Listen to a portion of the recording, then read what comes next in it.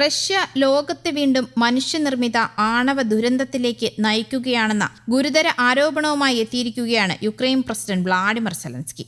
ചെർണോബിൽ ആണവ ദുരന്തത്തിന്റെ 40ാം വാർഷികത്തിലാണ് വിമർശനം ഉന്നയിച്ചത്. ചെർണോബിൽ ആണവ നിലയത്തിന് ചുറ്റും റഷ്യൻ ഡ്രോണുകൾ ഇപ്പോഴും പറക്കുകയാണെന്നും കഴിഞ്ഞ വർഷം ഒരു ഡ്രോൺ നിലയത്തിന്റെ സുരക്ഷാ ഷെല്ലിൽ പതിച്ചുവെന്നും സെലൻസ്കി പറഞ്ഞു. ഈ ആണവ ഭീകരവാദം തുടരാൻ റഷ്യയെ അനുവദിക്കരുത്.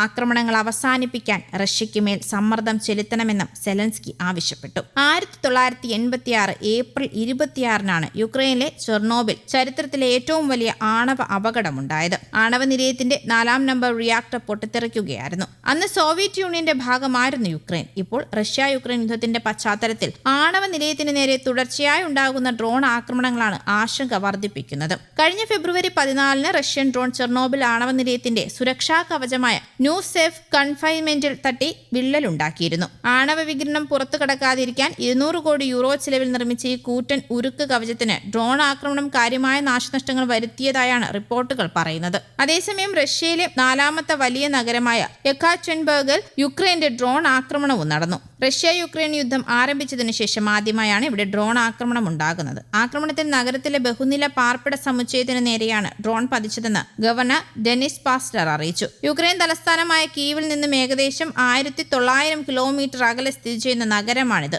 റഷ്യയുടെ പ്രതിരോധ മേഖലയിലെ പ്രധാനപ്പെട്ട ഫാക്ടറികൾ സ്ഥിതി ചെയ്യുന്ന നഗരത്തിലേക്ക് ഇതാദ്യമായാണ് ഒരു ഡ്രോൺ പതിക്കുന്നത്. ആക്രമണത്തിൽ ആർക്കും ജീവൻ നഷ്ടമായിട്ടില്ല. ചിലർക്ക് നിസാര പരിക്കുകൾ ഏറ്റിട്ടുണ്ടെന്നാണ് റിപ്പോർട്ടുകൾ. കെട്ടിടത്തിന്റെ മുകൾ ഭാഗത്ത് ഡ്രോൺ പതിച്ചതിനെ തുടർന്ന് ജനൽ ചില്ലകൾ തകരുകയും മുൻഭാഗം കരിപിടിക്കുകയും ചെയ്തു. സുരക്ഷയെ മുൻനിർത്തി കെട്ടിടത്തിലുണ്ടായിരുന്ന മുഴുവൻ താമസക്കാരെയും ഒഴിപ്പിച്ചു. അടിയന്തര സേവനങ്ങൾക്കായി സ്ഥലത്ത് സൈന്യം ക്യാമ്പ് ചെയ്തിട്ടുണ്ടെന്നും അധികൃതർ വ്യക്തമാക്കി. കഴിഞ്ഞ ദിവസങ്ങളിൽ യുക്രൈനിൽ റഷ്യ നടത്തിയ വ്യോമാക്രമണത്തിൽ 7 പേർ കൊല്ലപ്പെടുകയും നിരവധി പേർക്ക് പരിക്കേൽക്കുകയും ചെയ്തതിന് പിന്നാലെയാണ് ഈ പ്രത്യാക്രമണം ഉണ്ടായത്. 2022 യുദ്ധം തുടങ്ങിയതു മുതൽ റഷ്യ യുക്രൈൻ വിവിധ നഗരങ്ങളിൽ മിസൈൽ ഡ്രോൺ ആക്രമണങ്ങൾ തുടരുകയാണ്. ഇതിനു മറുപടിയായി റഷ്യയിലെ എണ്ണ ശുദ്ധീകരണശാലകൾക്കും സൈനിക താവളങ്ങൾക്ക് നേരെ യുക്രൈനും ഡ്രോൺ ആക്രമണങ്ങൾ ശക്തമാക്കിയിട്ടുണ്ട്.